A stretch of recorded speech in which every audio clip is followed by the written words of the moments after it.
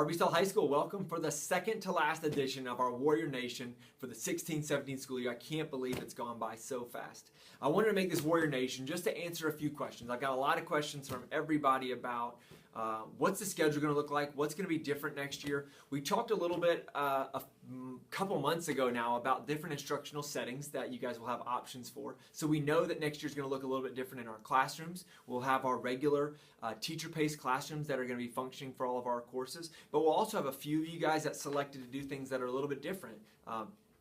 Project-based learning, virtual learning, or self-paced classrooms, so we know that those are going to be around next year, and that's just going to be a little bit of difference in instructional setting. But what most people's questions for me are about what's the bell schedule going to look like? What are our classes going to look like for next year?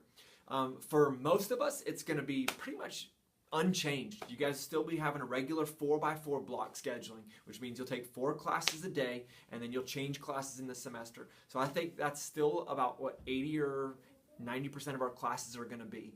There is going to be a change for our advanced placement classes. Those are classes that go all year long and have an exam in early May. Those advanced placement classes will be a year-long class that will operate on a 45-minute skinny class.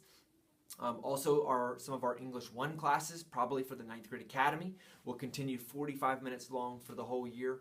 And then some of our honors level and upper level ROTC and fine arts classes maybe run on those skinnies. So still, that's not a whole lot.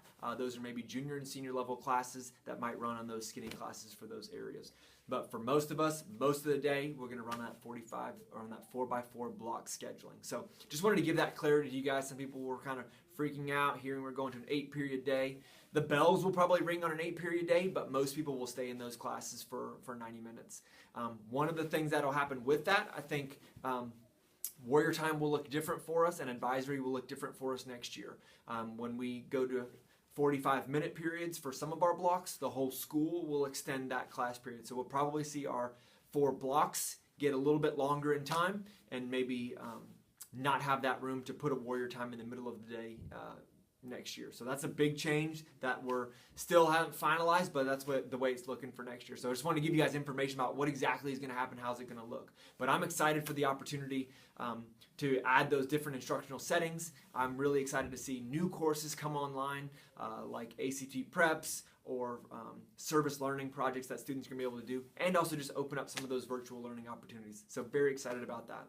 My last plug, if you made it this long into your Warrior Nation and didn't cut it off yet, is I do have a guest coming next week from Trident Technical College. Along with those new opportunities, they're going to provide an opportunity for us to partner with them to take dual enrollment courses for what we call a CNC operator. Some of you guys may need to Google that, but you're basically using digital equipment to build and manufacture parts out of metal and plastic, which are a really big industry around here, but they supply all of our companies and are used in our companies like Boeing, Cummins, Molle, Volvo. So all those industries around here, plus the companies that make them parts, all employ CNC operators. I've got a couple from Trident Tech coming to meet with us next Thursday. They're going to be here during Warrior Time.